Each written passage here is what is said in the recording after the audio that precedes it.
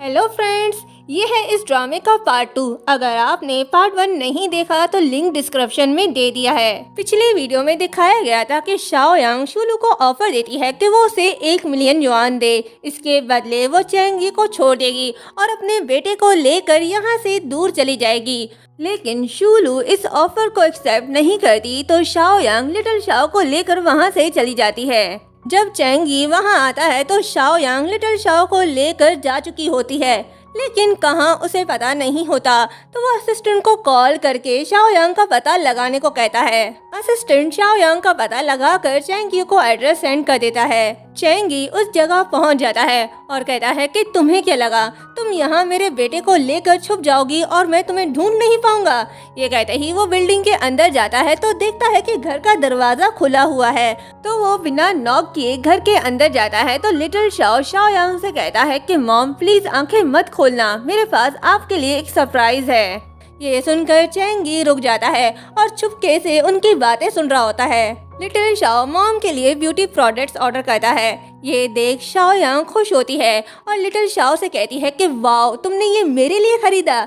Little Shao कहता है कि हाँ मॉम, ये लिमिटेड गिफ्ट बॉक्स है जिसे मैंने लंबे समय से ऑर्डर किया हुआ था। देखो ये ब्यूटीफुल है ना, मैंने इसे अपने पॉकेट मनी से आपके लिए खरीदा है। शाओ यांग कहती है कि ये सच में ब्यूटीफुल है, मॉम को ये बहुत पसंद आया, तुम सच में मेरे लिए लिटिल एंजल हो। लिटिल शाओ मिरर देकर कहता है कि चलो मॉम जल्दी से ट्राई करो।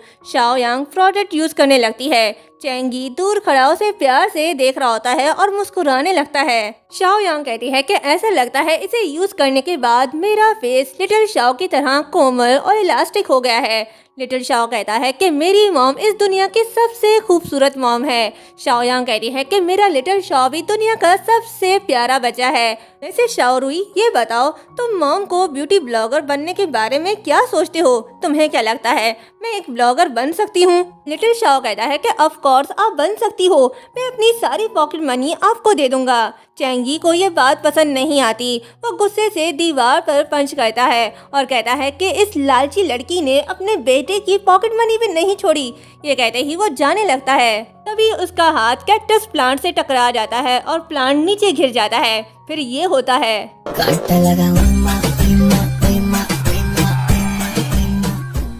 घर के अंदर आवाज सुनकर शाओ यांग कहती है कि कौन है बाहर। चैंगी जवाब नहीं देता तो शाओ यांग को लगता है कि घर के अंदर कोई चोर घुस आया है। वो फ्लावर वास उठाकर उसे मारने लगती है। तभी चैंगी उसे रोकता है, लेकिन हाथ में चोट लगने की वजह से उसे पेन भी हो रहा होता है। शाओ यांग कहता है कि चैंगी तुम अंदर कैसे आए? चैंगी चिल्लाकर कहता है कि तुमने दरवाजा खुला रखा था और मैं अपने बेटे को ढूंढते हुए यहाँ आया हूँ, मुझे मेरा बेटा वापस दो। ये कहते ही वो शाओ रुई के पास जाने लगता है तो शाओ यांग उसे रोकती है और कहती है कि क्या कहा, मेरे बेटे को लेने आए हो? वो उसे पीछे पुश करती है और कहती है कि क्या तुम लिटिल शाओ की देखभाल कर सकते हो? क्या तुम जानते हो कि तुम्हारी चहेती शुलू उसे धमकाती है? चैंगी शॉक्ड होकर कहता है कि क्या, मुझे इस बारे में कुछ नहीं पता। शाओ यांग गुस्से से कहती है कि तुम्हें तो कुछ भी नहीं पता। चैंगी उसे कुछ नहीं कहता, बस देख रहा होता है क्योंकि वो सही तो बोल रही है। शाओ यांग कहती है कि तुम्हें क्या लगता है नैनी और बॉडीगार्ड रखने से बच्चे का ख्याल रखा जा सकता है? बच्चे को पेरेंट्स की कंपनी की जरूरत है, समझ आई मेरी बात? बस अच्छे डैड बनने का दिखावा करना आता है। ये कहते ही वो जाने लगती है। तभी चैंगी उसका हाथ पकड़कर रोकता है और कहता है कि तुम और शाओ रुई प्लीज घर वापस आ जाओ, मैंने डिवोर्स एग्रीमेंट पर साइन नहीं किया है। ये सुन शाओ यांग शॉक्ड होती है और समझ जाती है कि ये भी नॉवेल का कोई सीन होगा। वो अपना हाथ दूर करके कहती है कि चैंगी, मैं तुम्हें वार्न करती हूँ, मुझे मत छुओ और मुझसे दूर रहो, हम पहले ही तलाकशुदा हैं। तभी चैंगी उसका मुंह बंद करता है और कहता है कि तुम हमारे रिश्ते को एक और चांस क्यों नहीं देना चाहती, मुझे एक रीजन दो। तो शाओ यांग झूठ कहती है कि मैं किसी और से प्यार करती हूँ। ये सुन चैंगी शॉक्ड होकर कहता है कि क्या, ऐसा नहीं हो सकता। शाओ यांग कहती है कि ऐसा क्यों नहीं हो सकता? उफ, क्या लड़का है वो, चिकना चेहरा, सुरीली आवाज, उफ, मेरा दिल करता है बस उसकी आवाज सुनती रहूं। वो मैग्नेटिक पर्सन है जो मुझे अपनी तरफ खींचता है, मैं तो उसकी हर चीज पर फिदा हो गई। ये सुनकर चैंगी को गुस्सा आता है। वो उसे बुली करके कहता है कि बस बहुत हुआ, बताओ कौन है वो? शाओ यांग कहती है कि उसका नाम लू शाओ टैन है। ये सुनकर चैंगी को सदमा लगता है। तभी लिटिल शाओ आता है और चैंगी को मारकर कहता है कि मेरी मॉम को बुली मत करो, तुम बहुत बुरे डैड हो। चैंगी सैड होकर पूछता है कि ये कब हुआ। शाओ यांग कहती है कि तुम्हें इस बारे में फिक्र करने की कोई जरूरत नहीं। एनीवे, अगर तुम डिसेंट लाइफ जीना चाहते हो तो अपने सर पर चढ़े इस गुस्से को कम करो और लोगों के साथ अच्छे रिलेशनशिप बनाओ। वैसे भी हम एक दूसरे के लिए नहीं बने। ये सुनकर चैंगी इमोशनल होकर कहता है ठीक है, मैं डिवोर्स के लिए एग्री हूँ। मैं तुम्हारे अकाउंट में 9.9 मिलियन ट्रांसफर कर दूंगा। ये कहते ही वो पीछे मुड़ता है और आंसू बहाकर वहाँ से चला जाता है। लिटिल शाओ कहता है कि मॉम, डैड रो रहे थे, उन्हें रिग्रेट हो रहा है। शाओ यांग कहती है कि हाँ, उसे रिग्रेट तो होना चाहिए। तभी उसे याद आता है कि चैंगी ने 9.9 मिलियन देने को कहा तो वो चिल्लाकर कहती है कि 9.9 मिलियन क्यों, तुम मुझे 10 मिलियन भी दे सकते हो। लेकिन चिल्लाने का क्या फायदा, चैंगी तो जा चुका है। लिटिल शाओ कहता है कि मॉम, मैं जानता हूँ कोई लू शाओटैन नहीं है, आपने डैड से झूठ कहा। शाओ यांग कहती है कि चुप, आहिस्ता बोलो, जिंदगी की कदर करो और ऐसे बॉसी डैड से दूर रहो। मैंने डिसाइड कर लिया है कि मैं बस अपनी करियर पर फोकस करूंगी। नेक्स्ट डे शाओ यांग प्रोड्यूसर से मिलने क्लब जाती है। प्रोड्यूसर को उसका आइडिया पसंद आता है और उसके साथ कॉन्ट्रैक्ट साइन कर लेता है। शाओ यांग खुद से कहती है कि लाइव ब्रॉडकास्ट का कॉन्ट्रैक्ट सेटल हो गया। शाओ यांग, चलो अब आगे बढ़ो। शाओ यांग जैसे ही बाहर जा रही होती है तभी दरवाजे पर चैंगी आता है जो नशे में धुत होता है। उसे ऐसे देख शाओ यांग शॉक्ड होती है। चैंगी उसके क्लोज जाने लगता है। शाओ यांग उसे दूर करते हुए कहती है कि चैंगी, ये तुम क्या कर रहे हो, तुमने बहुत पी रखी है, दूर हटो मुझसे। चैंगी नहीं हटता तो शाओ यांग कहती है कि एक मिनट रुको, जिसके साथ तुम ड्रिंक कर रहे थे वो तुम्हारा इंतजार कर रही है। वो जाने की कोशिश करती है लेकिन चैंगी उसे नहीं जाने देता और कहता है कि तुम मुझे खुद से दूर कर रही हो। क्या तुम जानती हो इसके लिए तुम्हारा क्या अंजाम होगा?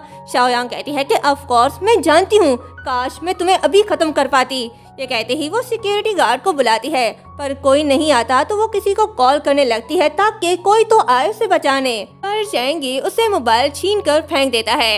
ये देख शाओ यांग को गुस्सा आता है। तभी चैंगी उसके क्लोज जाता है तो शाओ यांग बड़ी मुश्किलों से उसे चेयर पर बिठा देती है और गुस्से में उससे कहती है कि अगर तुम यहाँ से हिले तो मैं तुम्हें मार डालूंगी।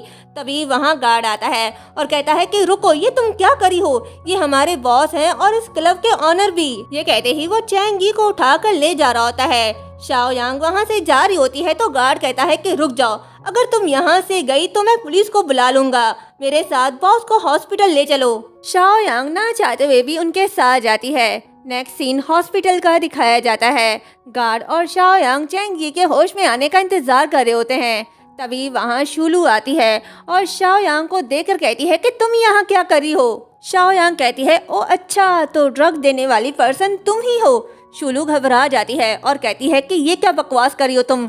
शाओ यांग कहती है कि तुम ही वो पर्सन हो, मुझे अच्छे से पता है। शूलू कहती है तुम तो वैसे भी चैंगी को डिवोर्स देने वाली हो।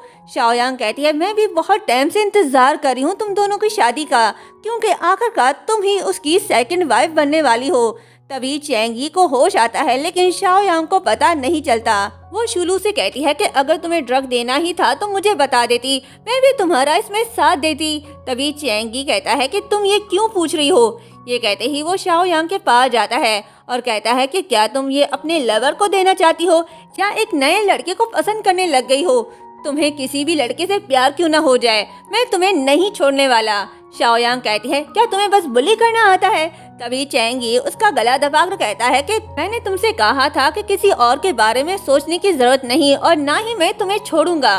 शाओ यांग सोचती है कि फोर्स लव का सिलसिला शुरू हो गया है। तभी वो खुद को छुड़ाती है और शूलू को आगे करके कहती है कि तुम्हारी इससे शादी होने वाली है, तुम इससे बात करो। शूलू कहती है कि चैंगी क्या तुम्हें याद नहीं, मैंने बचपन में तुम्हें बचाया था और मेरे शोल्डर पर चोट भी लग गई थी, उसका निशान आज भी है। उस टाइम तुमने मुझसे प्रॉमिस किया था कि तुम लाइफ टाइम मेरा ख्याल रखोगे।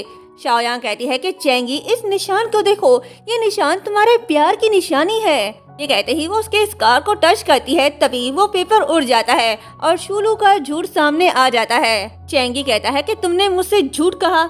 जैसे ही शाओ यांग उस फेक स्कार को ठीक करने लगती है तो वो और मजीद खराब हो जाता है। शुलू कहती है कि तुमने ये सब जानबूझकर किया ना। तो शाओयांग कहती है कि तुम दोनों बातें कर लो, मैं यहाँ से चलती हूँ। वो जैसे ही जाने लगती है तभी चैंग यी उसे रोकता है। तो इस चक्कर में उसका कोट उतर जाता है और उसके शोल्डर पर चोट का निशान नजर आता है। ये देख चैंग यी को पता चल जाता है कि बचपन में जिसने उसे बचाया था वो शुलू नहीं शाओयांग थी। चैंग यी शाओयांग से कहता है कि वो तुम थी, राइट? हाँ या ना, जवाब दो मुझे। शाओयांग कहती है कि ये तुम क्या करे हो। शुलू कहती है कि शाओयांग तुम कितनी बेशरम हो। शाओयांग कहती है कि तुम बस चैंग यी को अपना बनाओ। चैंग यी शुलू से कहता है कि मेरी नजरों से दूर हो जाओ। शुलू कहती है कि भले ही बचपन में शाओयांग ने तुम्हें बचाया, लेकिन तुम इससे प्यार नहीं करते। शाओयांग सिर हिलाकर हाँ कहती है। शुलू कहती है कि तुम भले ही सारी जिंदगी इसे अपने पास रखो या इसे कैद में रखो या जंजीरों से बांध कर रखो, लेकिन ये फिर भी तुमसे प्यार नहीं करेगी। चैंग यी कहता है कि इससे तुम्हारा कोई लेना देना नहीं। ये सुन शुलू रोते हुए वहाँ से चली जाती है। शाओयांग कहती है कि शुलू तुम कहाँ जा रही हो, तुम्हें तो और कोशिश करनी चाहिए। तभी चैंग यी शाओयांग से कहता है कि सॉरी, सब मेरी गलती है, मैं अपनी सारी जिंदगी तुम्हें मनाने में गुजार दूंगा। तभी पीछे से गार्ड कहता है कि हाँ कह दो, हाँ कह दो। शाओयांग उसे गुस्से से देखती है तो वो चुप होकर बैठ जाता है। शाओयांग क्या जवाब देगी ये तो नेक्स्ट पार्ट में ही पता चलेगा। चैनल को सब्सक्राइब और वीडियो को लाइक शेयर करना मत भूलिएगा। Thank you so much.